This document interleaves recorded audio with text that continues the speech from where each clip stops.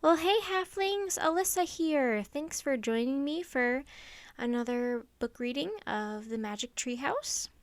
Today we are starting book number 32 of the Magic Tree House series, and it is called To the Future, Ben Franklin. So let's dive right in.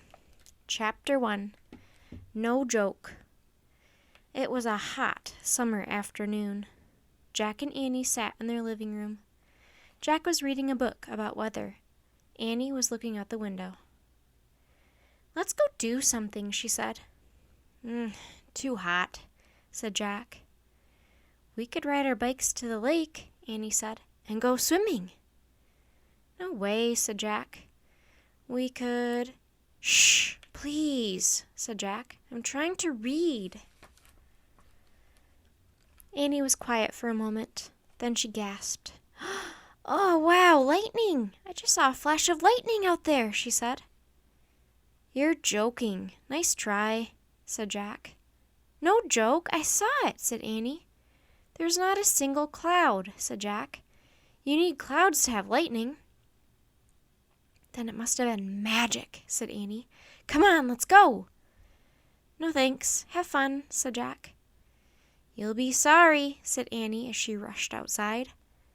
Jack waited for Annie to come back in from the heat. He waited and waited, but she didn't return. Jack put down his book. "I'd better check," he said to himself. He picked up his backpack and headed outside. "Oh man," Jack thought as he headed up the sidewalk. "It must be 100 degrees in the sun." By the time Jack reached the Frog Creek woods, he was sweaty and out of breath. He crossed the street and walked between the trees. Even in the shade, the air was muggy. Jack tramped through the woods until he came to the tallest oak. "Hey there," said Annie. She was leaning against the trunk of the tree, next to a dangling rope ladder. "I told you it was no joke," said Annie. "Right, no joke," Jack said with a grin. Annie grabbed the ladder and started up. Jack followed. As they climbed into the magic tree house, golden sunlight slanted across the floor. The warm wood had a deep, rich smell of summer. In a shadowy corner was a piece of parchment. "A note from Morgan," said Jack. He picked up the note and read aloud. "In Old Philadelphia, a paper must be signed. Help Dr. Ben make up his mind." "Dr. Ben?" said Jack. "Is Ben his last name or first name?" Annie shrugged. "I don't know," she said. "Keep reading." Jack kept reading.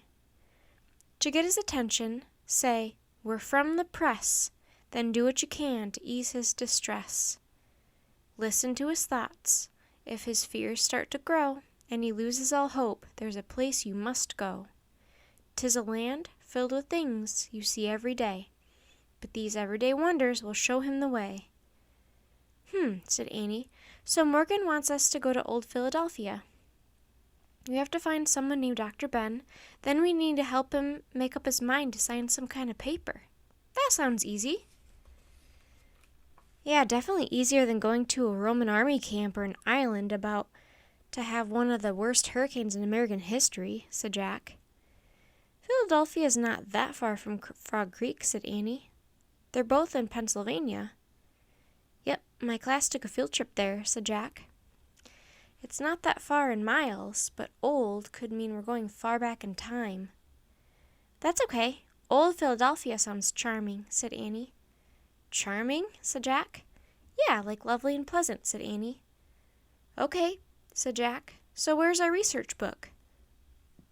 They looked around. The only book in the treehouse was their Pennsylvania book, the book that always brought them back home. "Hold on," said Jack. "I have an idea." He picked up the Pennsylvania book and checked the table of contents.